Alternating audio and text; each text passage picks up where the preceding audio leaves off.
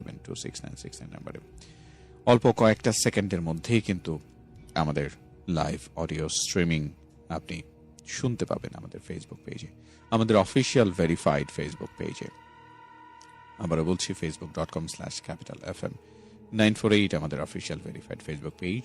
এখানে আপনার উপস্থিতি প্রত্যাশা করছি এবং এই লাইভ আয়োজনে আপনি যুক্ত হবেন। যারা আমাদের সাথে যুক্ত আছেন, সত্তার শিকদার, অসংখ্য ধন্যবাদ আপনাকে সঙ্গে থাকবার জন্য। নীল আকাশ আছেন আমাদের সাথে, সুজন দাস রয়েছেন, রাহিমুল ইসলাম মারুফ, এমডি ফাদ রয়েছেন, জাহিদুল ইসলাম রাকিব, সাইদুল সাকিব, সেই সাথে নীল আকাশের তারা আসাদ, নীলপরি আছেন আমাদের সাথে, সাজিদুল ইসলাম, শারমিন আক্তার রিপা রয়েছেন, নুহাস, আমাদের ফজলু খান আছেন আমাদের সাথে, মোরাদ মিয়া, সেই সাথে রয়েছেন এমডি লিমন, রয়েছেন তাহসান আব্দুল, সেই সাথে ফিরোজ আহমেদ, নাফিসা খান আমাদের নিয়মিত বন্ধু একজন আছেন আমাদের সাথে,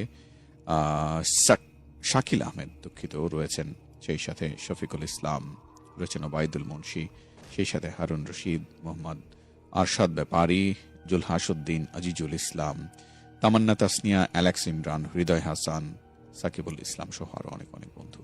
অসংখ্য ধন্যবাদ প্রত্যেককেই সঙ্গে থাকবার জন্য। ইতিমধ্যে নিশ্চয়ই আমাদের লাইভ অডিও স্ট্রিমিংটি আপনি পেয়ে গেছেন এবং সেই অডিও স্ট্রিমিংয়ে আপনার উপস্থিতি প্রত্যাশা করছি এবং অডিওটিকে শেয়ার করে দেবেন সব বন্ধুদের সাথে, যেন সবাই মিলে একসঙ্গে আমাদের আজকের আয়োজনটি উপভোগ করতে পারেন। যারা শেয়ার করছেন, শেয়ার করবেন, তাদের নামও নিশ্চয় আমি বলবো। নাজিম ইসলাম যুক্ত হয়েছেন, জি ওয়ালাইকুম সালাম, কেমন আছেন? ভালো আছি, অসংখ্য ধন্যবাদ আপনাকে সঙ্গে থাকবার জন্য। আরো কিছু মানুষের প্রাপ্তি স্বীকার করব, তবে তার আগে আমরা আজকের প্রথম ঘটনায় চলে যাই। আমাদের সঙ্গে রয়েছেন সত্তার শিকদার, বলছেন আসসালামু আলাইকুম, কেমন আছেন? অরণ্য ভাই, আশা করি আল্লাহর রহমতে ভালো আছেন। আমার নাম এসকে সত্তার শিকদার, গাজীপুর থেকে। বেশি কথা না বলে গল্পে চলে যাই। অনেক ধন্যবাদ, অল্প কথার মানুষ, কাজের মানুষ। বলছেন, এটি আমার কাজিনের মুখ থেকে শোনা কয়েক মাস আগের কাহিনী। ওদের ঘরে হুজুর আসে ছোট বাচ্চাদের পড়ানোর জন্য মাগরিবের পরে। ওই দিন ওর বড় ভাই মসজিদে গেলে হুজুর জানায় উনি আজকে আসবেন না পড়াতে, কোনো একটা কাজে যাবেন। শীতের রাত, মাগরিবের পর সবই ঠান্ডা। নামাজের কিছুক্ষণ পর হুজুর প্রতিদিনের মতো পড়াতে আসলো, কিন্তু উনি বলছেন আজকে আসবেন না। হুজুর পড়াতে আসলে কলিং বেল দেয় না। এলাকার হুজুর সবাই চিনে, বাসার সামনে এসে বড় ভাইটাকে একটা ডাক দেয়, ও এসে দরজা খুলে দেয়। অনেক সময় দরজা খোলা থাকে, সামনের রুমে বসে। ওই দিন হলো কি, হুজুর আসছে পড়াতে। উনি জিজ্ঞেস করলো, আপনি না আমাকে একটু আগে বললেন আজকে পড়াতে আসবেন না? হুজুর বলল, হ্যাঁ, কিন্তু আজকে যাচ্ছি না কোথাও। বলল কি, হুজুর আসলে কোনো বেল দেয় না, কিন্তু আজকে হুজুর এসেই একের পর এক বেল দিতে থাকে, তাও এক নাগারে। দরজাটা খুলে দিয়ে ভাইটা এসে প্রশ্ন করে। হুজুর সাধারণত ঘরে ঢুকে সোফায় না টেবিলে বসে, কিন্তু ওই দিন একদম বিছানায় উঠে বসলো। একটু অদ্ভুত মনে হলো।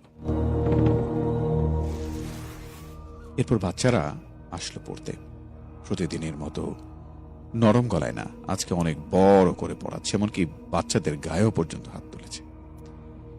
এটা দেখে কেউ কিছু বলল না, স্বাভাবিকভাবেই নিয়েছে।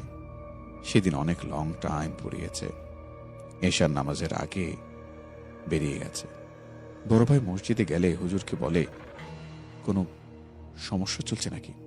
কারণ উনি আজকে অন্যমনস্ক ছিলেন, মেজাজও খিটখিটে ছিল। উনি বলেন, কই না তো, আমার আবার কি হবে বলে তিনি হাসতে লাগলেন। এরপর হুজুর বলে, তুমি এসব কথা কেন বলছো হঠাৎ? এরপর বড় ভাই বলে, না, আজকে আপনি অন্যরকম আচরণ করলেন পড়াতে গিয়ে। হুজুর তো অনেক অবাক, বলে, মাথা ঠিক আছে তোমার? তোমাকে না বললাম আজকে আমি পড়াতে যাব না? তুমি আমাকে দেখলে কই? এরপর ঘটেছে আসল কাহিনী। নামাজ শেষে হুজুর সহ গেছে ওনাদের ঘরে। এরপর হুজুরকে সামনের রুমে বসিয়ে এসে আম্মুর সাথে শেয়ার করে এই বিষয়ে। এরপর ওনার আম্মু জানায় ও আসার আগে হুজুর ভাত খেয়ে গেছে এখান থেকে। উনি বলে, হুজুর তো আমার সাথে আসলো মসজিদ থেকে নামাজ শেষ করে। এরপর দিন হুজুরের প্রচন্ড জ্বর হয়, অনেক দিন লাগে সুস্থ হতে, কিন্তু কেউ জানে না সেদিন কি হয়েছিল ওই রাতে। সাত্তার শিকদার, অসংখ্য ধন্যবাদ আপনাকে আমাদের সঙ্গে যুক্ত হওয়ার জন্য এবং এই চমৎকার লোমহর্ষক ঘটনাটি আমাদের সঙ্গে শেয়ার করবার জন্য। প্রত্যাশা করছি আমাদের সঙ্গে বাকি যে বন্ধুরা রয়েছেন তারাও একইভাবে যুক্ত হবেন এবং জানাবেন তাদের উপস্থিতি, এবং এই গল্পটা নিশ্চয়ই অনেকেরই ভালো লাগবে, ভালো লেগেছে। আমাদের সালমান হাবিব যুক্ত আছেন, সেই সাথে রয়েছেন শেখ নাজমুল। অনেক সপ্তাহ পরে আবার আমি তাবিজে আসলাম, অনেক ভালো লাগছে, অসংখ্য ধন্যবাদ। গল্পটা পড়ার জন্য ধন্যবাদ। আশা করি গল্পটা সবার ভালো লাগবে। হ্যাঁ, নিশ্চয়ই গল্প সত্যিই ভালো লেগেছে। আশা করছি আপনারা সবাই যুক্ত হবেন। নীলিম রোজ কেমন আছেন? আলহামদুলিল্লাহ আমি ভালো আছি। আসফিয়া মিম আছেন, শোটা দারুণ লাগে, অসংখ্য ধন্যবাদ আপনাকে সঙ্গে থাকবার জন্য। আপনার জীবনে যদি এমন কোনো ঘটনা থাকে চাইলেই কিন্তু আপনি সেই ঘটনাগুলো আমাদের সঙ্গে শেয়ার করতে পারেন। তানহা আছেন আমাদের সঙ্গে, তানহা ইয়াসমিন তন্নি। জি ওয়ালাইকুম আসসালাম। এসকে সাত্তার শিকদার জি, ধন্যবাদ, আপনার ঘটনা আমি পড়ছি। শুভ আহমেদ আছে আমাদের সাথে। হ্যাপি খান আছেন, কেমন আছেন ভাইয়া? অনেক ভালো আছি আলহামদুলিল্লাহ। সেই সাথে রয়েছেন নাজমুল ইসলাম, আরো কিছু নতুন বন্ধু আছেন, পারভেজ মুশারফ রয়েছেন, সুমাইয়া, তৃষা আছেন আমাদের সাথে, আরো বেশ কিছু বন্ধু যারা যুক্ত হচ্ছেন, যুক্ত হবেন। তাদের সবার কাছে একটি কথাই বলতে চাই, চাইলে কিন্তু আপনি ফোনে আমাদের সঙ্গে যুক্ত হতে পারেন। পুরো ঘটনাটি আপনি আপনার কণ্ঠে সবাইকে শোনাতে পারেন। তবে ফোন করতে চাইলে একটা বিষয় মাথায় রাখবেন, একটা নীরব বা কোলাহল মুক্ত কোনো একটা সুন্দর জায়গায় বসে যেন স্পষ্ট করে আপনি কথা বলতে পারেন, একটু জোরে করে বলবেন কথা, এবং আশপাশে যদি কোনো রেডিও আপনার অন করা থাকে সেটাকে বন্ধ করে দিয়ে সুন্দর করে সেই ঘটনাটি আপনি আমাদের সঙ্গে শেয়ার করতে পারেন। আমি নাম্বারটা বলে দিচ্ছি, 0255036659। আবার বলছি 0255036659। এই নাম্বারে কল করে কিন্তু আপনি আজকে তাবিজ অনুষ্ঠানে আপনার ঘটনাটি শেয়ার করতে পারেন। সেই সাথে চাইলে কিন্তু আপনি পুরো ঘটনা আমাদের সঙ্গে লিখেও পাঠিয়ে দিতে পারেন, এবং আরো সহজ হয় যদি পুরো ঘটনা অডিওতে রেকর্ড করে পাঠিয়ে দেন, সেটাও কিন্তু আমরা চাইলেই আমাদের বন্ধুদেরকে শুনিয়ে দিতে পারি। আমাদের কোনো একজন বন্ধু আমাদের সঙ্গে যুক্ত আছেন। হ্যালো, সালাম আলাইকুম। আসসালামু আলাইকুম। জি ওয়ালাইকুম সালাম। কে বলছেন, কোত্থেকে ভাইজান? আচ্ছা, প্রথম কলটি আমাদের কেটে গেছে। সাধারণত যেটা হয়ে থাকে, এরকম অদ্ভুত ঘটনা প্রতিদিনই ঘটে, প্রথম কল বা দ্বিতীয় কলটিও সাধারণত কেটে যায়। যাই হোক, আসসালামু আলাইকুম, কে বলছেন?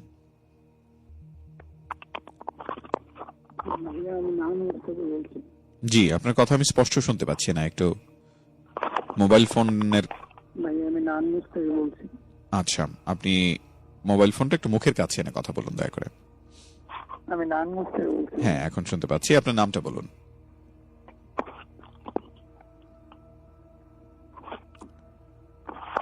জি, আমি শুনতে পাচ্ছি আপনাকে, আপনার নামটা বলুন প্লিজ।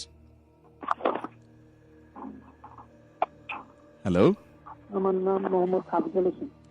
আফজাল হোসেন ভাই, আজকে কি আপনি আমাদের সঙ্গে কোনো ঘটনা শেয়ার করবেন? জি জি, আমি একটা ঘটনা শেয়ার করতে যাচ্ছি। জি প্লিজ বলুন, আমরা শুনতে পাচ্ছি আপনার ঘটনা। এই ঘটনাটি আমার সাথে ঘটে গিয়েছিল একবার। আচ্ছা এটা আরো 2 বছর আগে। আচ্ছা, আপনি তখন কোথায় ছিলেন এবং আপনার অবস্থান ছিল কোথায়? আপনার মাদ্রাসায় আচ্ছা, পড়াশোনা করেছি। ওকে। তো মাদ্রাসায় একদিন রাতের বেলা, তো সবাই আমরা যখন এই ওয়াশরুম থেকে ওয়াশ সেরে তারপর যখন আমরা শুতে যাই বাসায়, জি, যে আমাদের রুমে, আমার কথা কি শোনা যাচ্ছে? আমি আপনার কথা শুনতে পাচ্ছি, স্পষ্ট শুনতে পাচ্ছি, বলুন। তো যখন আমরা রুমে যাই আমাদের ঘুমাতে, তো হঠাৎ এমন সময় এক ছাত্র সে আমাকে বলতেছে, বন্ধু,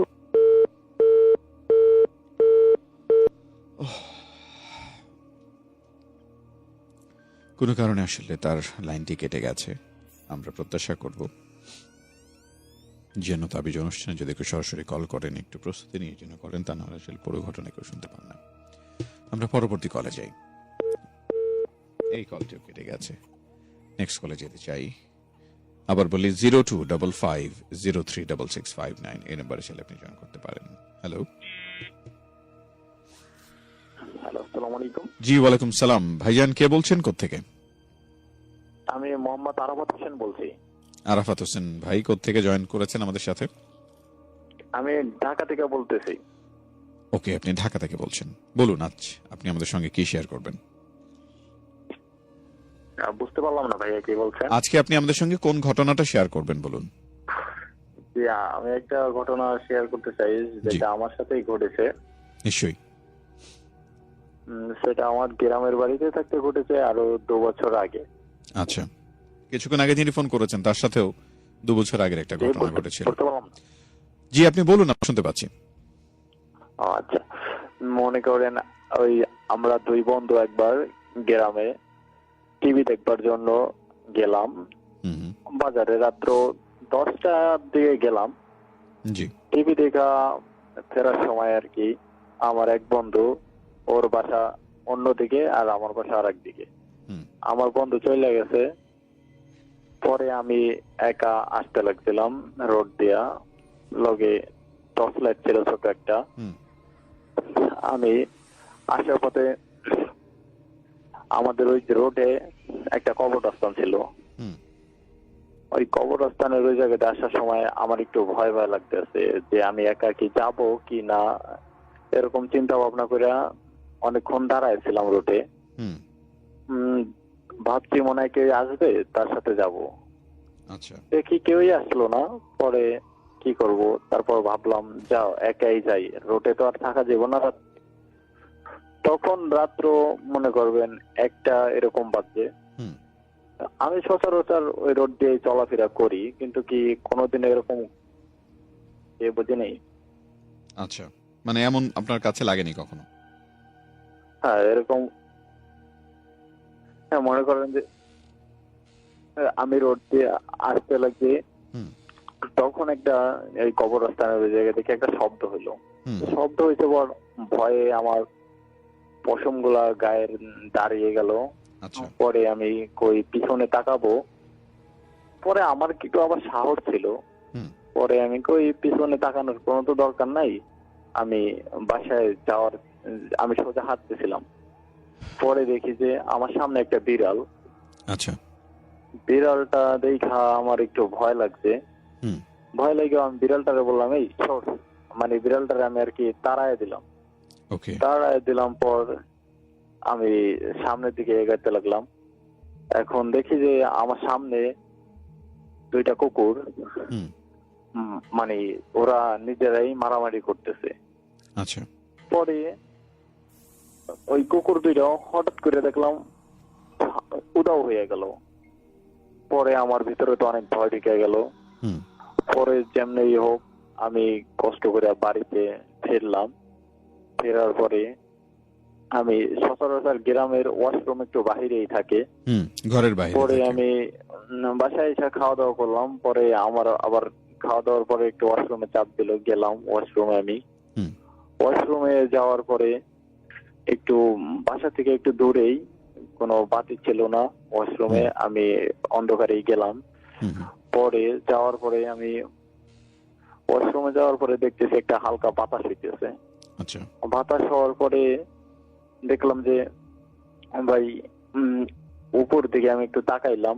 উপর দিকে তাকানোর পর দেখলাম যে ভয়াবহ 2টা লাল চোখ। এ দেখে তো মনে করেন ভাই আমি এমন চিৎকার মারলাম, পরে মনে করেন যে আমি বেহুশ হয়ে পড়ে গেলাম ওই জায়গায়, অজ্ঞান হয়ে গেলাম। আচ্ছা, পরে আমার বাবা মা আসলো, এসে আমাকে ঘরে নিল, জ্ঞান ফিরলো। পরে আমার কাছে জিজ্ঞাসা করলো যে কি হইলো। রাত্র তখন মনে করবেন 3টার মতো বাজে গেছে। আচ্ছা, পরে আমি কিছুই বলতে পারি না, আমার কিছুই মনে নাই। পরে জ্ঞান ফেরার পরে বলতে চাইছি ওরকম কাহিনী যে এরকমটা হয়েছে আমার সাথে আর কি। পরে আমাকে বললো যে তুমি আর রাত্রে বাইরে যাইবে না। পরে বললাম আচ্ছা ঠিক আছে। পরের দিন রাত্রে আমি যখন ঘুমাইছি, আমার রুমে আমি একাই থাকি, আমার জানলা এসে কি জানি নক করে, মেয়ে কণ্ঠে ডাকতেছে, কয় এই যে আরাফাত তুমি একটু বাহিরে আসো না। মানে আপনার নাম ধরে ডাকছে? হ্যাঁ, মেয়ে কণ্ঠে ডাকতেছে। পরে আমি বাহিরে গেলাম। বাহিরে যাওয়ার পর দেখতেছি যে কেউই নেই। পরে দেখলাম যে আমি পড়াশোনা করি, আমার পরিচিত কণ্ঠ নাকি অপরিচিত কণ্ঠ? এসে দাঁড়ায় রয়েছে, আমারে ডাকতেছে। পরে ওর সাথে গেলাম, বললো যে আরাফাত আসো। আমার এতটুকু মনে নেই যে না রাত্রে বেলা ও কোথা থেকে আসবে, ওর বাসা তো অনেক দূরে। তাই তো। আমার এই সেন্সটা ছিল না। পরে আমি ওর সাথে গেলাম। আমার সচরাচর গ্রামে খাল বলে, খাল আছে, ওই খালের কাছ দিয়ে রোড খালের পাশ থেকে রোড দিয়ে যাইতেছিলাম। তখন আমারে ও কয়, আরাফাত আসো আমরা এই খালে যাই, হাত পা ধুই একটু পানিতে। পরে আমি কই কেন হাত পা ধোবো কেন রে রাত্রে? আয় না একটু এ বলে আমাকে ওই জায়গায় নিয়ে ও আমাকে খালের নিচে টানতেছে জোর করে। হ্যাঁ, জোর করতেছে। পরে তো ভাই মনে করেন অনেক ভয়াবহ, ও হাসি দিতেছে, চোখগুলো লাল হয়ে গেল। আমি তো ভাই পুরো ভয় ভয় বলতো, তারপর আমার ভিতরে সাহস ছিল। আমি ওরে ওই আমার ফ্রেন্ডের আমার নাম ছিল জান্নাত। আমি কি, জান্নাত তুই এরকম করতেছ কেন আমার সাথে? আমি তো জান্নাত না, আমি আইছি তোকে মারতে, আমি তো মারতে তোক মানে। পরে আমি আবার ভয় থাকলেও কি আমার সাহসটা ছিল বেশি। আমি ওরে কই তুই আমাকে মারবি, পারলে মার না, এরকম বলছি ভাই। পরে দেখলাম ওর যে হাসি দেখা মনে করেন দাঁত গুলাই বড় বড়। পরে তো মনে করেন ভাই আমারে ও টাইনে যখন নামাইতেছিল, আমি আবার কি ওই একটু ভূতের গল্প টল্প স্টোরি এগুলো আগে থেকেই শুনতাম। তারপর আমার আবার সাহসটা ছিল, আবার ওই আহট দেখতাম, ওগুলোর ভিতরে জানতাম যে না ভূতকে কিভাবে কি করলে আর কি ওদের কাছ থেকে বাঁচা যায়। আমি ওর বড় বড় চুল ছিল, চুল ধরে এমন টান দিয়েছি, ও মানে ভূতটা হঠাৎ করে যাই হোক না কেন, ভূত হোক বা যাই হোক, হয়ে গেছে, উদাও হয়ে গেছে, কিছুই নেই। আচ্ছা, চুল টান দেওয়ার পর আর কি উদাও হয়ে গেল, কিছুই নেই। পরে মনে করেন যে ভাই আমি আসলাম ওই জায়গা থেকে উঠা, যখন আবার বাসায় ফিরতে লাগছি, আবার সামনে এসে দাঁড়াইছে।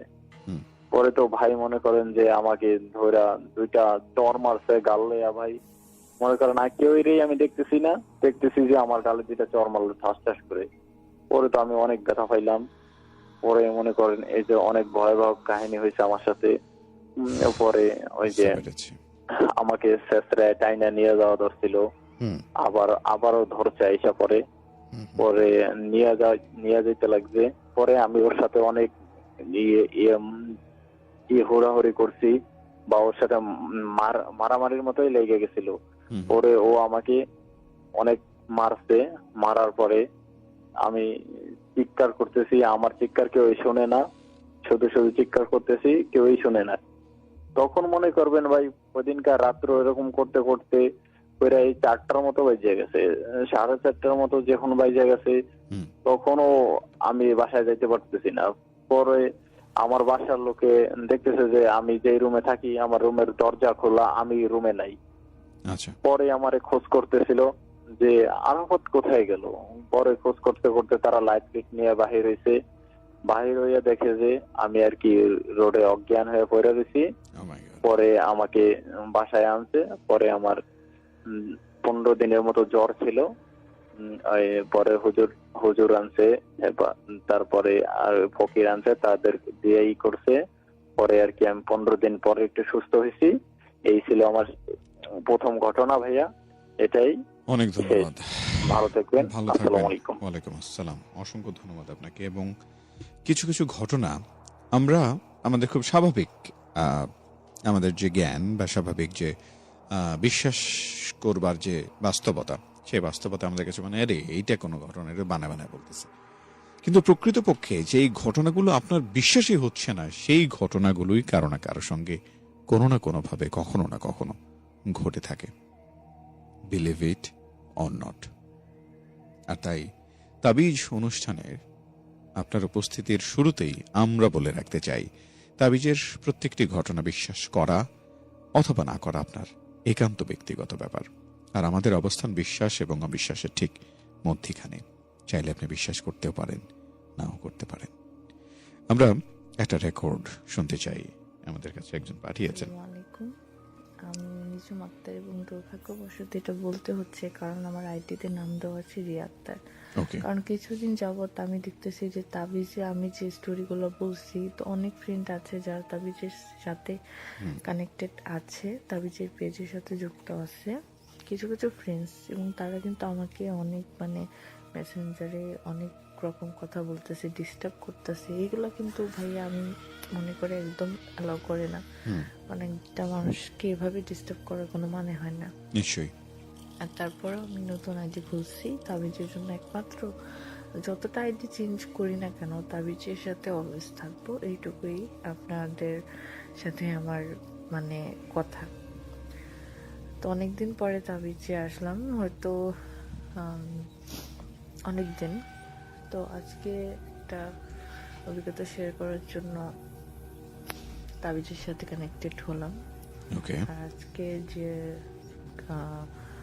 স্টোরিটা বলবো এটা হচ্ছে আমার রিয়েল লাইফের স্টোরি, আর ঘটেছিল আমার দাদির সাথে প্রায় 2 বছর আগের কথা। আমার দাদির সাথে আমার দাদাও ছিল। আচ্ছা। তো দাদি দাদা মিলে এই গল্পটা। তো অনেক রাতে দাদির নাম্বারে ফোন আসে যে তাদের একটা দাদা বাড়ির, আমার দাদার হচ্ছে ফুফাতো বোনের ছেলে মারা গেছে, তো সেই জন্য রাত করে তারা দেখতে যাবে। তো আমার দাদি তো মনে করলো যে যেহেতু মানুষের ছেলে সেহেতু দেখতে তো যেতেই হবে, আর এটা না গেলে পরে তো অনেক মানে কি বলে যে পরবর্তীতে মনোমালিন্য হতে পারে। এরপরে দাদির সাথে দাদা যখন মানে অনেক দূরের পথ ছিল, তো নৌকা নিয়ে পার হতে হতো, কিন্তু যখন খবরটা দিয়েছে তখন রাত প্রায় 9:30 বাজে। এবং গ্রামের যে মানে কি বলে আমার যে তো দাদি বাড়ি যেখানে ছিল অনেক গ্রাম ছিল, আর গ্রামের বাড়িতে 9:30 গ্রামে অনেক রাত হয়। আর তখন নৌকার মধ্যে কোনো মাঝি ছিল না, তো আমার দাদা বললো সমস্যা না, আমি বইটা বাইতে পারি, তুই বস। তো আমার দাদিকে আমার দাদা তুই করে বলতো, কারণ অনেক ছোট ছিল। তো বইটা বাইতে বাইতে গেল, কিন্তু যখন বইটা বাইতে লাগলো তখন তাদের কাছে মনে হলো যে তাদের নৌকার ভেতরে পানি জাতীয় কিছু ঢুকতেছে। হ্যাঁ, কিন্তু এটা পানি না, পানির মতো লাগতেছে, তারা ফিল করতেছে। হ্যাঁ, তো নৌকাটা অনেক ভারী হয়ে গেল। 2জন ব্যক্তির নৌকার যে ভার বহন করতে পারে সেটা দ্বিগুণ হয়ে গেছে। তো এখন খুবই চিন্তিত আমার দাদি। সূরাটা পড়তেছে, আয়াতুল কুরসি পড়তেছে, তারপরে সূরা ইউনূস পড়তেছে, অনেক রকমের সূরা পড়তেছে, সূরা নাস পড়তেছে। তা আমরা যতদূর জানি যে শয়তানের প্ররোচনা থেকে বাঁচার জন্য সবচাইতে যে 2টা সূরা মাস্ট আমাদের পড়তে হবে সেটা হচ্ছে আয়াতুল কুরসি এবং সূরা নাস। এই 2টা সূরা কিন্তু অনেক অনেক উপকারী। এরপরে যখন দাদা নৌকা দিয়ে যাচ্ছে, বইটা বাইতে লাগতেছে, এরপরে অনেক কষ্ট সিদ্ধে তারা ওইখানে গিয়ে পৌঁছায়। তো মরাঠরা দেখার পরে তারা ভাবতেছে যে রাত প্রায় 11:30 মতো বেজে যাচ্ছে, প্রায় 12টার দিকে চলে যাচ্ছে ঘড়ি কাঁটা। তারপরে দাদি খুবই চিন্তিত যে নদীতে আসার সময় যে ঘটনাটি তার এক্সপিরিয়েন্স করেছে, যে নৌকাটা ভারী লাগতেছে, তো ভয় ভয় পেয়ে আসছে। তো দাদি কিন্তু যাইতে চায়নি যে আজকে এখানে থাকি তো নানাজদের বাড়িতে। তো আমার দাদা বলল কি না, এখানে যেহেতু মানে বাচ্চারা ঘরে একলা আছে, মানে আমরা মানে সবাই ছিলাম, তো বললো যে নাতি নাত্তুর সবাই আছে, ও এখানে একলা ভয় পাবে। আবার আমি যখন মানে গ্রামের বাড়িতে গেতাম তো আমাদের চাস্তো বোন আছে ছোট ছোট, ওদের নিয়ে ঘুমাসতাম। তো এই জন্য বলতেছে টিনের ঘর ছিল, তো মানে এক রুম থেকে আরেক রুম খুবই কাছে। তো সেই জন্য দাদা বললো যে এখন যদি না যাই তো বাচ্চারা ভয় পাবে। তো দাদি না মানে না যাওয়া সত্ত্বেও কেন জানি দাদার হ্যাঁতে হ্যাঁ বললো। আসল ঘটনাটা শুরু এখানে। তো রাস্তা দিয়ে হাঁটছে, তো দেখতে পাচ্ছি যে একটা বৃদ্ধ একটা লোক, হাতে কিছু মাটি। তো মাটির আমরা তো জানি যে গরুর থেকে যে আমরা কি বলে কাউডাংটা পাই, কি বলে ওইটাকে, মানে গোবরটার মতো করে করে উনি ফেকতেছে। তো এটা এইরকম করে, তো আমার দাদা খুবই মানে রাগান্বিত হয়ে জিজ্ঞেস করলো, কি রে আপনি এত রাতে এখানে কি করতেছেন এগুলা? তো লোকটা কোনো কথা বললো না। তো আবার একই প্রশ্ন জিজ্ঞেস করলো আমার দাদা, বললো কি, তখনও লোকটা কিছু বললো না।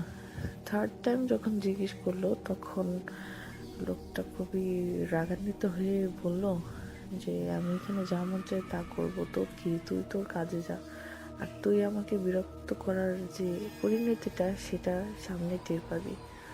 তো শুধু এইটুকু আমাদের দাদা স্পষ্ট শুনতে পারলো। এবং তারপরে অন্যদিকে যখন পলকটা পড়েছে আমার দাদা দাদি, তারপরে ওইদিকে যাওয়ার পরে দেখে কেউ নাই, ওখানে যে বৃদ্ধ লোকটা ছিল সেখানে নাই, এবং যে মাটির টুকরাগুলো নিচে পড়া ছিল সেগুলো আর কিছু নাই, একদম পুরো পরিষ্কার।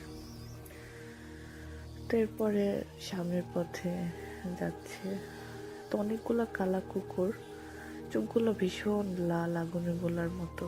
তো তাদের দিকে চেয়ে আছে, এবং কুকুর কখনো হাসে এটা তো কেউ জানে না, যে কুকুর শুধু কেউ কেউ করতে জানে, কিন্তু কুকুরগুলো এমনভাবে দাদার দিকে চেয়ে আছে, লাগতেছে, হাসতেছে।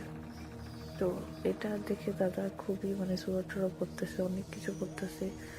তারপরে দাদা আরেকটা জিনিস লক্ষ্য করলো, যে একটি ঘোড়া যাচ্ছে, প্রায় ওখানে 3টি না 2টি ঘোড়া, অত বলতে পারবো না, কিন্তু আমার স্মরণ আছে দাদা বলেছিল যে 3-4টি ঘোড়া হবে এরকম।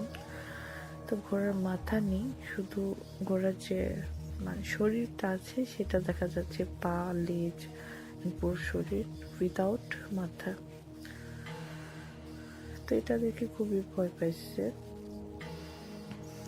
আর তারপরে যেটা হলো যে দাদা তখন খুবই ভয় পাইছে যে ঘোড়াটার মাথা নাই, যখন এটা দেখছে তখন অত্যাধিক ভয় পেয়ে গেছে। তারপরে সুরাটুরো করতেছে,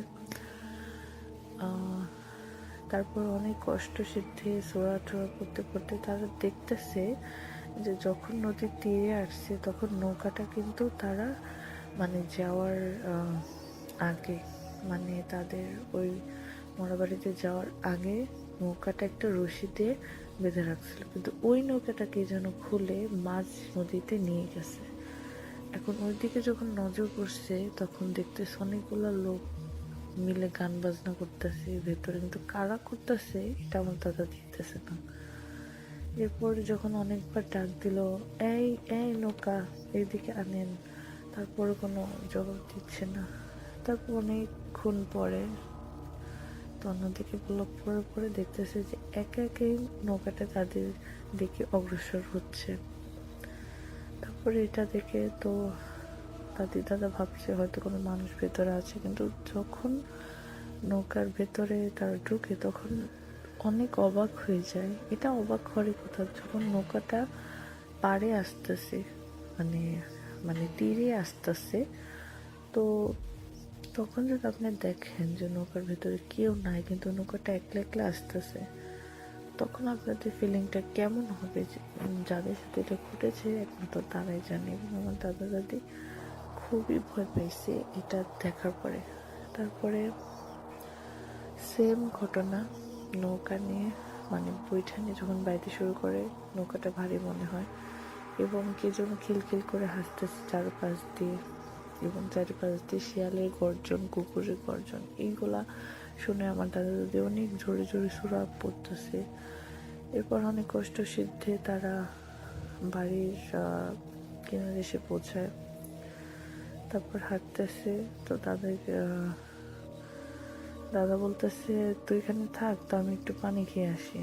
সেই পুকুর থেকে পানি খাইতে যাচ্ছে আমার দাদা, এবং দাদা যখন দেখে যে একটা কালো শাড়ি পরা একটা মহিলা তাদের সামনে দাঁড়িয়ে আছে। এটা দেখে আমার দাদা অজ্ঞান হয়েছে, এবং অজ্ঞান হওয়ার পরে আমার দাদা যখন হুঁশ আসে তখন দেখে একটা কবরের উপরে, এবং সাথে দাদিও ছিল, দাদির হুঁশটা ছিল না। এরপরে আমার দাদা একটা মানুষকে দেখে, তো তাকে বলে যে সে আমার দাদাকে জিজ্ঞেস করে কি ব্যাপার চাচা আপনি এত রাত এখানে।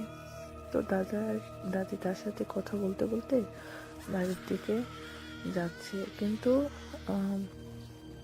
যখন অন্যদিকে পলক পড়ছে ওই দিকে আবার তাকে দেখে তাদের সাথে কেউ নাই, এবং তারা দাঁড়িয়ে দাঁড়িয়ে কথা বলতেছে ওই কবরের উপরে যতক্ষণ আগে তাদের যখন জ্ঞানটা ফিরছে, তারা যে কবরের উপরে ছিল সেই কবরের উপর তারা দাঁড়িয়ে আছে। এটা দেখে আমার দাদা আবারও অজ্ঞান হয়ে যায়, এবং তারপরে প্রায় এরকম করতে করতে রাত 4:30টার মতো, হয়তো 4:30 3:30টার মতো হবে কিনা জানি না, কিন্তু রাত।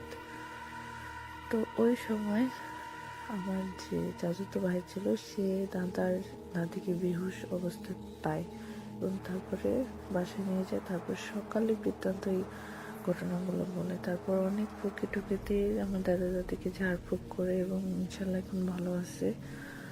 তো এটাই ছিল আমার ঘটনাগুলো। তো আশা করি সবার অনেক ভালো লেগেছে, এবং অর্ণ ভাইকে অনেক ধন্যবাদ, সবাইকে অনেক ধন্যবাদ। আল্লাহ হাফিজ।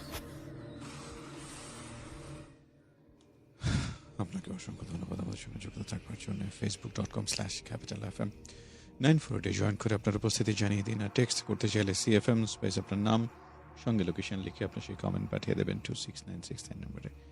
তাহলে সেটা আমার কাছে এসে পৌঁছে যাবে।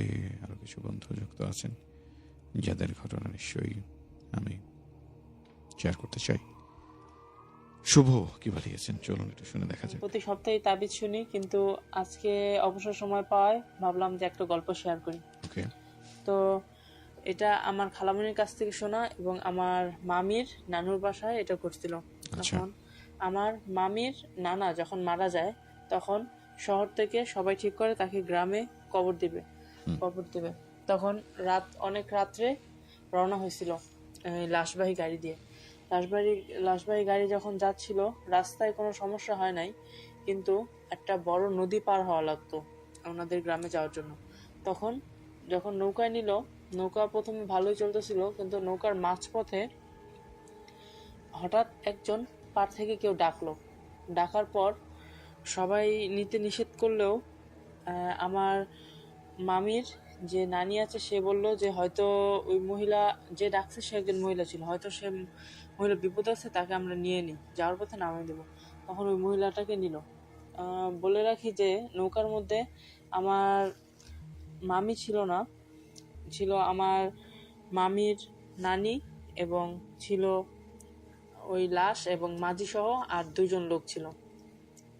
তখন হঠাৎ করে যখন নৌকা মাঝ পথে, তখনই কেমন ওই নৌকার যে ভিতরে ছাউনি থাকে সেখানে কেমন একটা শব্দ পাওয়া গেল। তখন সবাই শুনতে না পেলেও আমার মামির নানি সেই শব্দটা শুনতে পায়, এবং সে প্রথমে স্বাভাবিক নিলেও দ্বিতীয়বার আবারও কিরকম যেন একটা হাড্ডি চাবালে যেরকম হয় সেরকম একটা শব্দ। তখন এটা সন্দেহ করলেও আমার মামির নানি সে মাঝিকে বলে যে নৌকাটা একটু ঘাটে ভিড়ান, আমি ওয়াশরুমে যাব, এরকম কিছু একটা বলে। কিন্তু মাঝি প্রথমে একটু ভিড়াতে নাকচ করলেও পরে সে ভিড়ায়। তখন আমার মামির নানি সে সবাইকে ইশারা দিয়ে বলে যে ভিতরে কোনো খারাপ কিছু একটা আছে। তখন সবাই আস্তে করে নৌকা থেকে নেমে দৌড়ে চলে যাওয়ার সাথে সাথে পিছনে তাকাতেই দেখে যে ওই ভিতরের শব্দটা বেড়ে গেল। তখন তারা কৌতূহল নিয়ে কাছে যাওয়ার পর যখন দেখে যে একটা লোক সাদা কাপড় পরে লাশটাকে খাচ্ছে আর কি, পায়ের এখান থেকে খাওয়া শুরু করছে। এটা দেখে সবাই অনেক ভয় পাইছে, সবাই ভয় পেয়ে দৌড়ে পালাতে শুরু করছে। তারপর পালাতে গেছে একটা বাড়ি পাইছে। তখন সেখানে সবাই আর কি আশ্রয় চাইতেছে তখন যার বাসায় গেছে সে খুলতে চায় নাই, কারণ ওইটা এমনি একটা খারাপ এলাকা, সেজন্য সে খুলতে চায় নাই প্রথমত। তারপর যখন খুলছে জিজ্ঞাসা করছিল যে কে, তারপর তারা সবাই বলছে যে আমরা বিপদে পড়ছি, আমাদের বাঁচান, আমাদের একটু হেল্প করেন। তখন সে খুলছে। তারপর সব ঘটনা খুলে বলার পর কিছুক্ষণের মধ্যেই কে যেন একটা আসছে, এসে বলে যে দরজা খোলো, আমিও বিপদে পড়ছি, আমারে নাও। তখন সেই মহিলা, মানে যেই মহিলার ঘরে আশ্রয় নিচ্ছে সেই মহিলা ব্যাপারটা বুঝতে পারে এবং বলে যে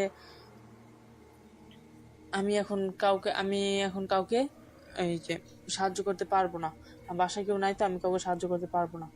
তখন লোকটা অনেক দরজা বেরোলে, এরপর ও আর কি যে বাইরে থেকে নক করতেছিল সে বলে যে খোল, নাইলে কিন্তু তোর ভালো হবে না, তোর সাথে যারা আছে তাদেরকে আমার কাছে দে, নাইলে কিন্তু তোর ভালো হবে না। তখন ওই মহিলা সাহসের সাথে যারা আর কি আশ্রয় নিয়েছিল তাদেরকে বলে যে আপনি এখানে থাকেন না, তাহলে আমারও বিপদ হবে, আপনি এক কাজ করেন, পাশে থেকে গোয়াল ঘরে চলে যান। তখন তারা গোয়াল ঘরে চলে গেছে এবং গোয়াল ঘরের গোবরের গন্ধে নাকি মানুষের গন্ধ আর ওই খারাপ জিনগুলো পায় না। তখন তারা যখন গোয়াল করতে উঁকি মারি দেয়, তখন দেখে যে অনেক লম্বা সাদা কাপড় পরা একটা লোক তাদেরকে খুঁজছে। এরপরের দিন তারা রাত্রে গোয়াল ঘরে কাটালেও সকালবেলা তারা উঠা বলে যে দেখি এখন লাশটা কিছু আছে নাকি, যতটুকু আছে অতটুকু আমরা দাফন করব। এরপর যে দেখে যে লাশটা আর কিছুই নেই, শুধু কাফনের কাপড় পরে আছে।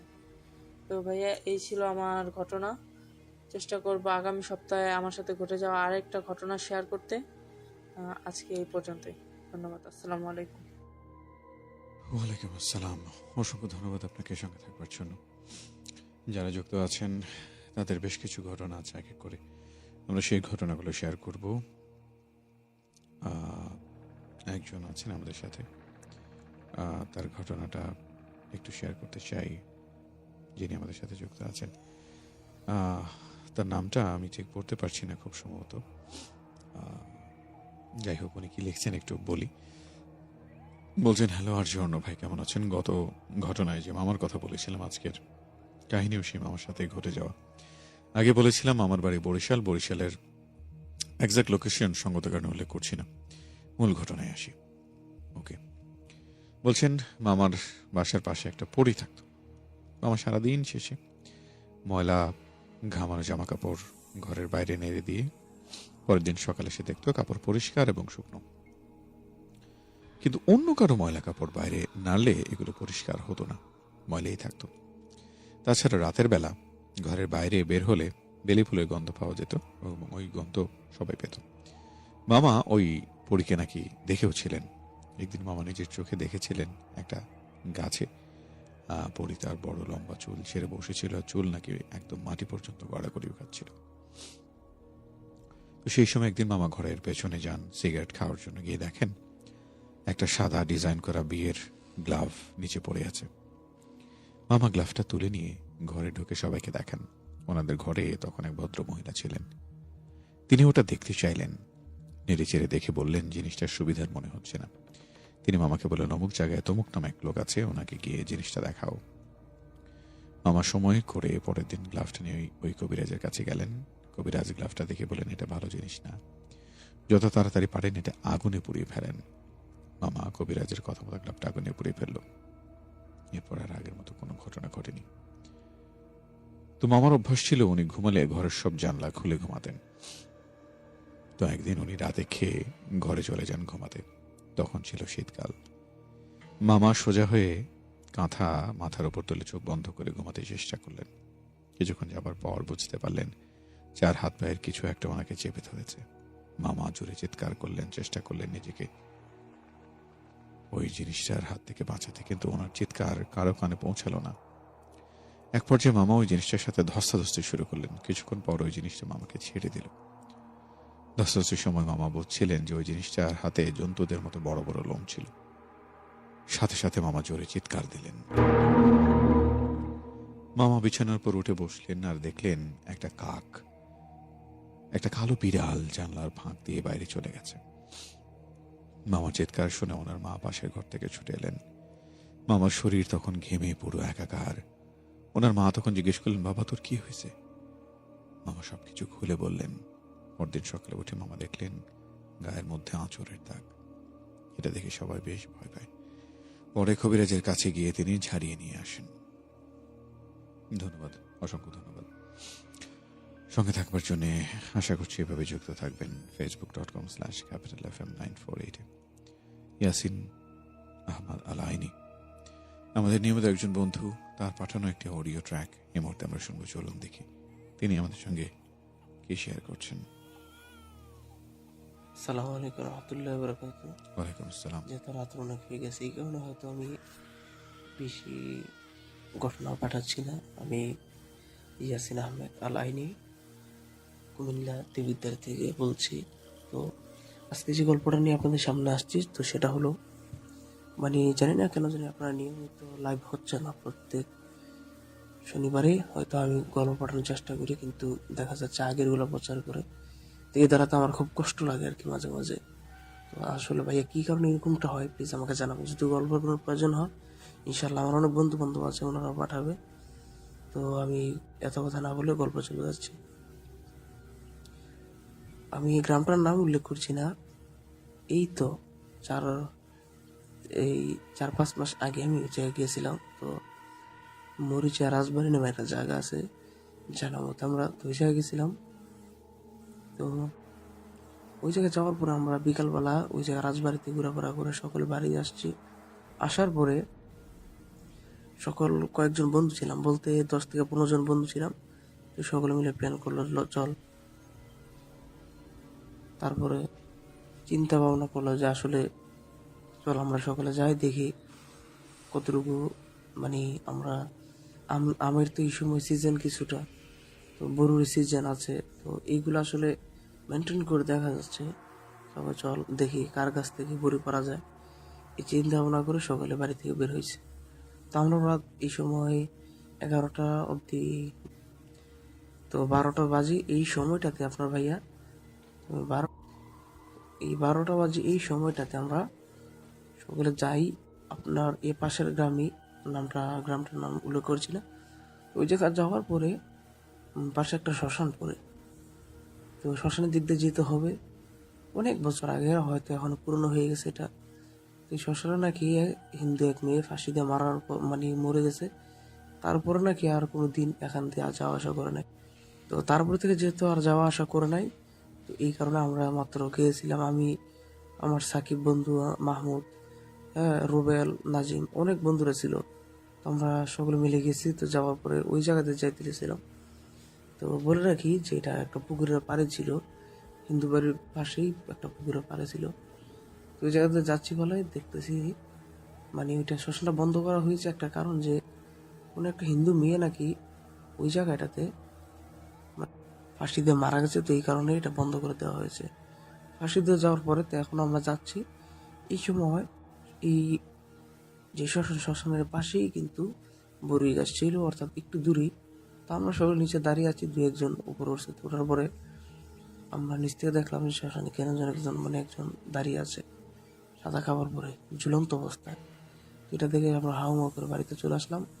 তো আসার পরে নানুকে বিষয়টা বলার পরে, আমার একজন নানু ছিল, তো উনি বললো আসলে এটা অনেক বছর আগের কথা, এমনি একটা মেয়ে মারা গেছিল। তো এখন তো আর বলতে পারবো না, আমরা থেকে চাই না। তো হয়তো এখানে তোরা কিছু দেখছস আর সামনে থেকে চাস না। এই ছিল ভাই আমার আজকের প্রথম ঘটনা।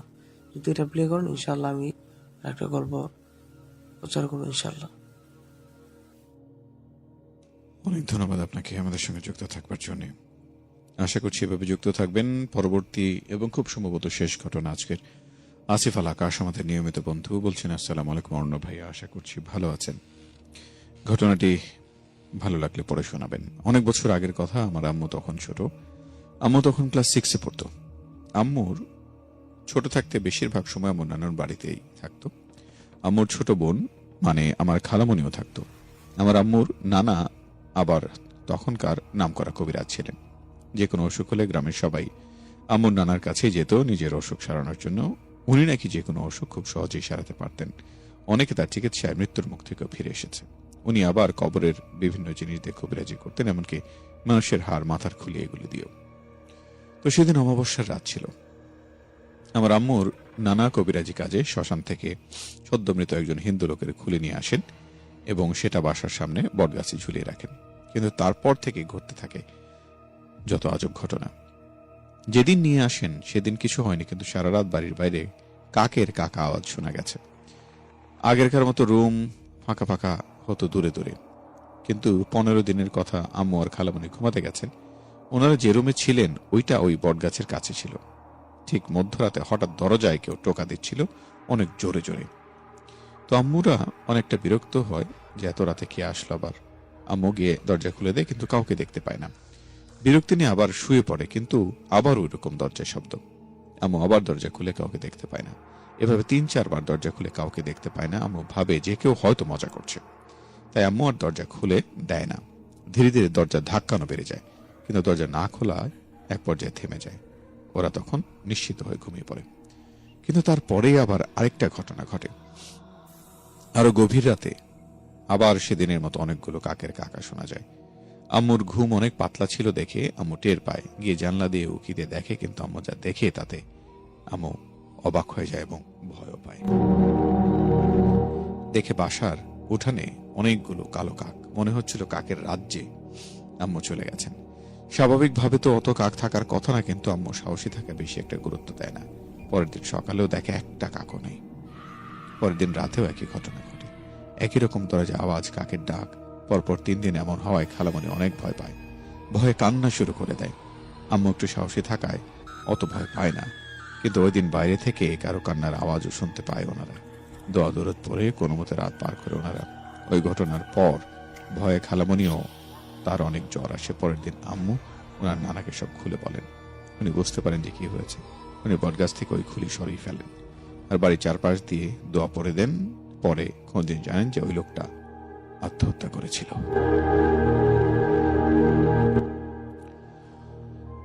অসংখ্য ধন্যবাদ আসিফ আল আকাশ, আমাদের নিয়মিত বন্ধু হিসেবে আজ আমাদের সঙ্গে যুক্ত থাকবার জন্য। প্রত্যাশা করছি ঠিক এভাবেই যুক্ত থাকবেন।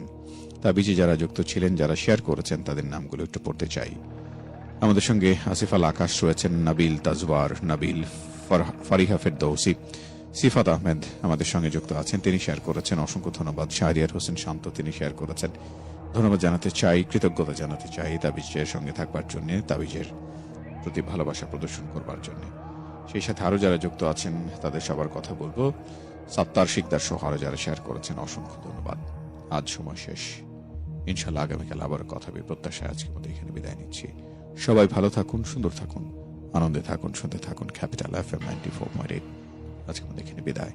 শুভরাত্রি, আল্লাহ হাফিজ।